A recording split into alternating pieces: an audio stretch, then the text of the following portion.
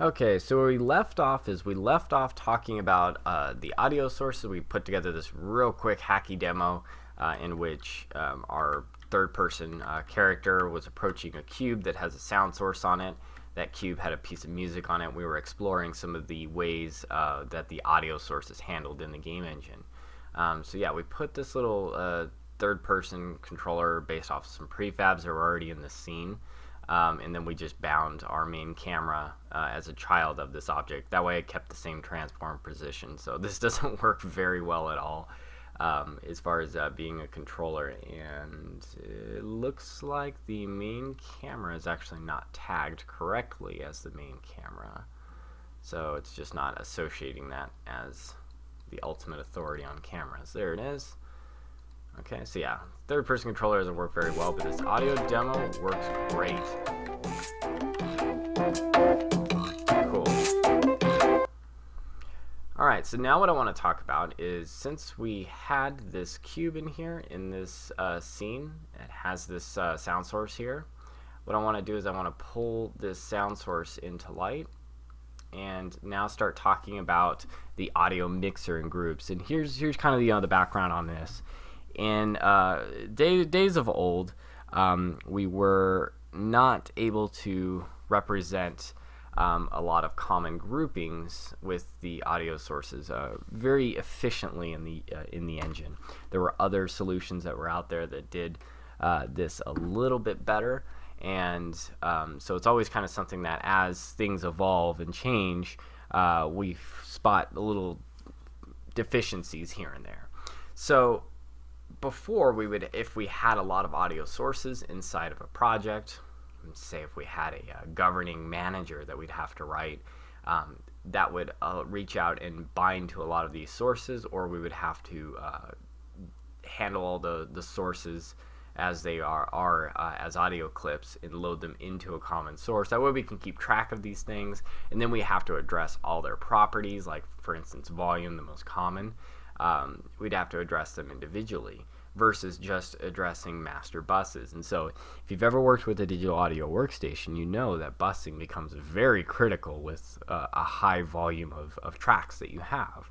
So the more sources that you have, the more common and frequently you'll find those bound to buses that will, once we get something set, we can then address something as a master entity in order to govern that section of tracks. So to cut down a lot of that back and forth that we'd had to experience, it's very common to reach out to a lot more powerful middlewares that handle a lot of these sequences very efficiently, such as Wwise and Fmod. Now, those are still very, very commonly used throughout this whole process, and I personally use them very frequently as well. So it's not something that completely gets rid of the need for any middleware at all by any means. But what this is it's a much needed update to the audio system within Unity. So let's kind of talk about some of the features of it. We're going to need to pull window down and then audio mixer, or Control+8. That's going to bring up this audio mixer tab. I usually dock it down here because it is laid out horizontally. So since it's laid out horizontally, it kind of fits nice with the console window and audio mixer. This is my own personal view. So that's just the way that I work on this here. So got the audio mixer in place. The first thing we're going to need to do is right click and go to create, and then go to audio mixer, or you can elect to go through the menu system up here and create it via the drop downs. Either way, it's perfectly fine. I'm going to elect to call this master mixer. You can name this whatever you want as long as it feels relevant to the project. I already have a main mixer as part of this demo project that's already in this scene. Since I'm wanting to demo this here, master mixer is perfectly fine because there already is a quote-unquote main mixer. So we're going to ignore that real quick. Okay, that belongs to the other scenes that are in this project. So we have master mixer. Now by default, a master bus is created. And this is just like you have on any of your digital audio workstations. It's very similar here. The master bus will route straight to the main camera. So the listener that's on that main camera, all of the audio is routed straight to there. Okay, so then we have this other field here called snapshots. We're going to kind of ignore this real quick. So just hang on to that real quick. Then we have groups. Now groups function just like tracks or channels in your digital audio workstation. They're the bus routing system that you can route outputs from sources into these channels. And then these channels will route into this master bus that goes straight to the camera. So it's very common to see a stemming system that handles all of the like types or like groups, especially with more simplistic games, especially on the mobile market, maybe more basic console type of games. And this is usually the configuration that I personally will implement. We'll have the master bus, an SFX bus. And then we're going to create, I need to click on master up here in order to make sure that it's a child of master when I hit this plus button and create a new group. Otherwise, it will, whatever I have selected, it will make it a child of. I'm going to do this on purpose just to show you what that looks like. I'm going to create MX for music. Okay. Now see, it's a child of SFX right now. I don't want that. So I'm going to go ahead and take MX and drag it to master. And that makes it child of master now. You see that? Okay. So I have the MX master bus and the SFX master bus. And if it was maybe a little bit larger game, I could have a DX bus for dialogue.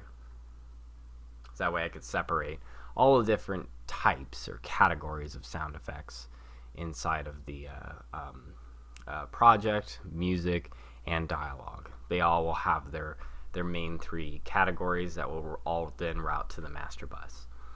I'm going to, again though, elect for MX and SFX. And then we're going to leave this views category alone for a little bit. So this is something that we'll look at a little bit later on once we start to populate more tracks out here. So it's a way to represent these up here. Okay, so now we have all of our groups up here. I'm going to go back to my source, and now you see this field up here, this output field. It's looking for an audio mixer to route to. So what it's actually looking for is it's looking for a mixer to route to. So if we were to drag our master mixer here, you see you can't bind it to there. But what if we took one of these down here, the groups? So we'll see again, the entire mixer itself can't link that there. But if I pull this out here, you can plainly see that it's actually looking for an audio mixer group. So not a mixer, but a mixer group. And now the reason why it's doing that is because you can't just route to the entire mixer of outputs. That's absurd. So instead what it's looking for is it's looking for the output in which it can route to. In this case here, this is music. So I want music routed to MX. So I'm going to go ahead and play this. And now take a look at this. We see that this sound source is now, instead of being routed directly to the camera, it's routed to this MX channel, which then the MX channel is routed to master, and master then goes to the main camera. Now, this is very useful. Say if we were to quickly take this source, I'm going to duplicate it. I'm just going to call this SFX.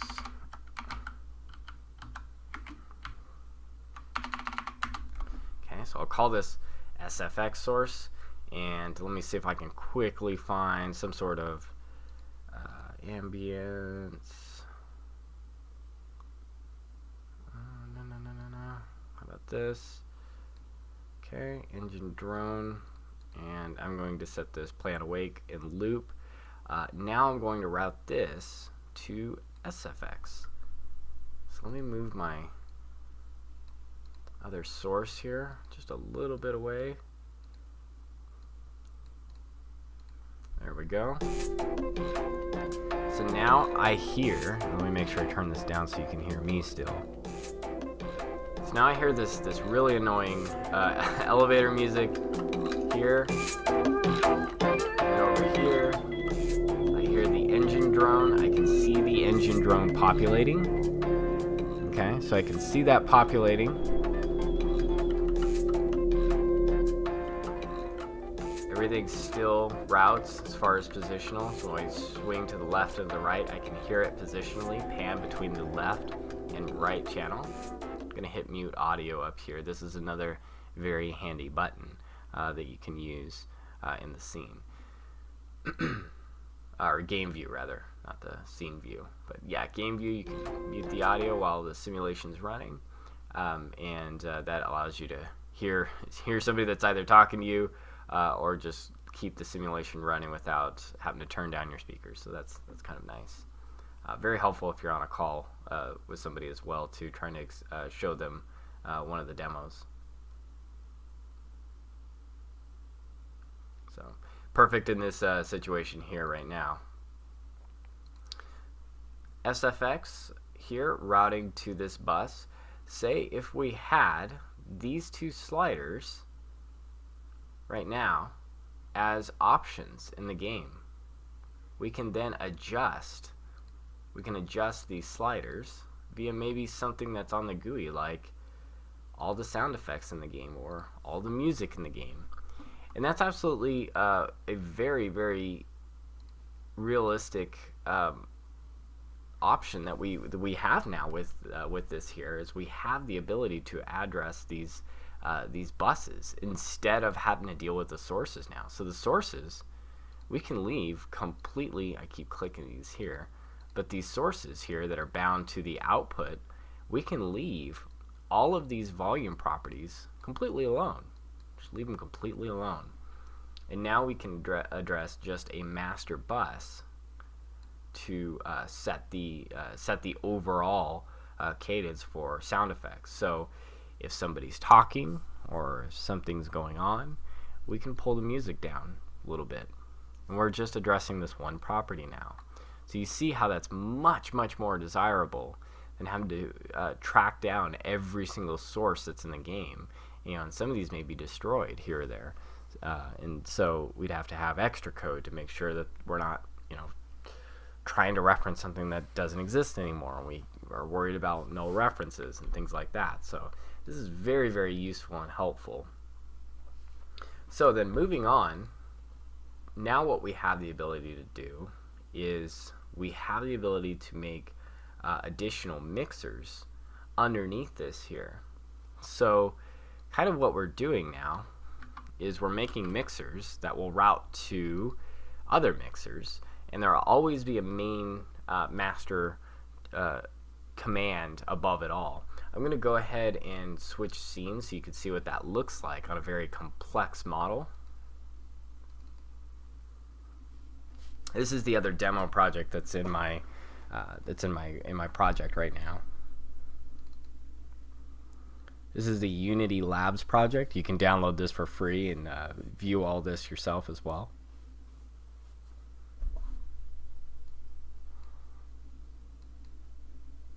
There's a lot of assets in here, so it takes a little bit to load.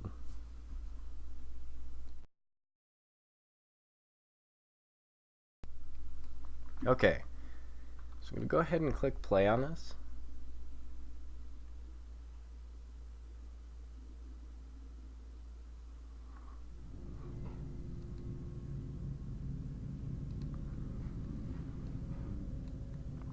Okay, so everything that is done in this project is done with a mixer system that is at the top, very top root, a series of 1, 2, 3, 4, 5 master groups that all route into the master. And then you'll see ambience will have its own mixer. And so every type of source is then bound to this ambient mixer. So we add as many groups as we have ambiences that are running around in the scene, and then that all routes to this one ambient channel. So now we have everything set exactly as we want to set it. You see all the variations here, and we only have to worry about this one ambience track here. Same thing for this looks like the little buddy bot that's flying around in the scene here. That has its own mixer. Elevator music, which is what we were using there, has its own mixer. So they took a little different approach to what we were doing by having one category and another category, but you'll see it's all the same underneath the hood. So I'm going to go ahead and kind of walk around.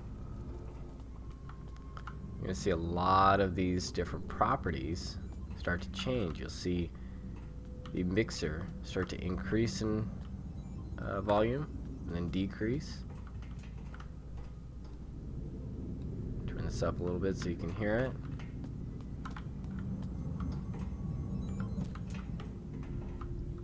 This is also known as the Ron Burgundy demo.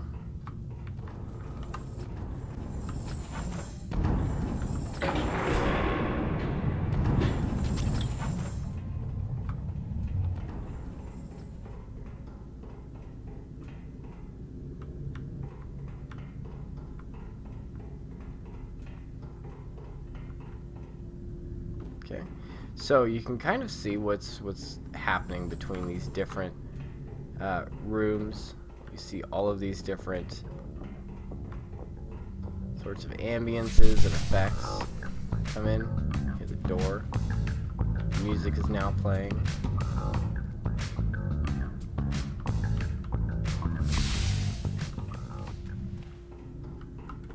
See how they're able to address each one of these here? Very helpful, very useful. You'll notice another thing that's here as well. Notice that they have this whole other section that's down here. And that's exactly what I want to kind of bring into light right now. I'm going to go back to my little test scene here.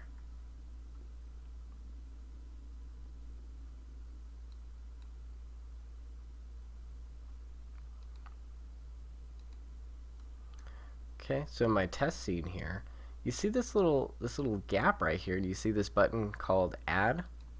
What we can actually do is we can add, built into these channel groups here, we can actually add basic rudimentary effects that we usually would have to bind to the sound assets themselves.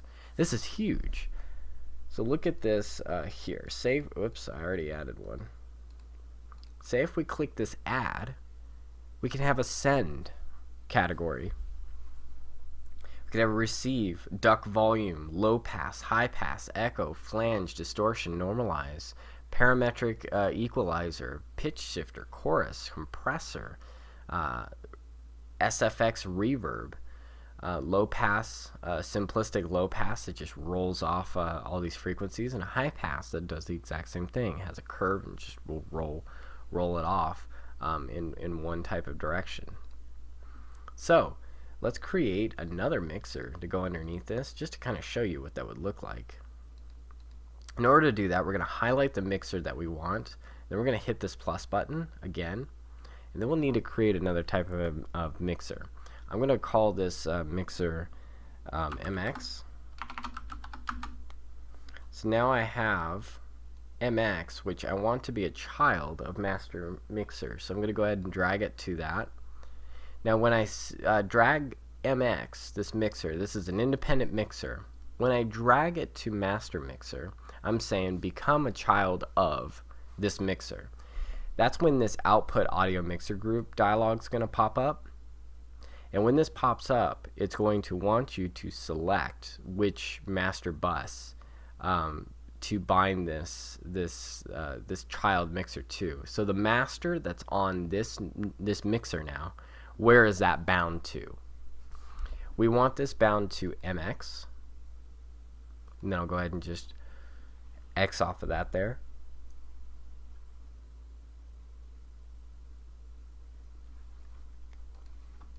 Okay, so now I have my MX mixer. I'm free to make more groups as needed. I can have a group called Elevator Music. I could have another group called Music 1. I'm going to make sure that that's a child of master. And so now what I could do is I could go back to my source cube that had the elevator music routing to MX master, and instead I can route this to elevator music. So here's what's happening now. I'm going to go ahead and mute this SFX cube, and the way that I'll do that right now is I'll just take it out of view. Okay, so MX is playing. Turn that down a little bit. So MX is playing, and you see that it's getting all the way to the MX master bus over here. But look where it's actually going first. It's going to exactly where we specified, elevator music, and then elevator music goes into master. Master is routed directly to MX, which then goes to this master bus, and then this master bus goes straight to the camera. Now it seems like it's a lot of moving parts, but it's not really hard to comprehend all the routing that's happening here. So now that elevator music has its channel assignment, we can address the properties of it here. And I'm going to go ahead and take the source cube that's here, I'm going to duplicate it. I'm just going to call this music 1. Let me see if I can grab another music clip. There's this chamber music. I'm assuming that was the music in that room that we came across. So now I'm going to go ahead and change this new game object that's in here, music 1, and I'm going to go ahead and set this to music 1. So that's going to now route to this here.